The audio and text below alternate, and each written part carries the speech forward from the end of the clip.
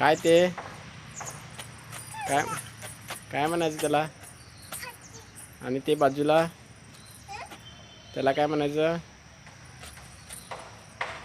हां?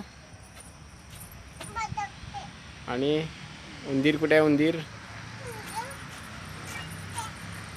उंदीर नव्हे ते रॅबिट. हां ते रॅट. हे हां. बदक कुठे आहे? डक डक कुठे आहे? हां. हत्ती कुठे आहे? हत्ती. जिराफ कुठे आहे? जिराफ.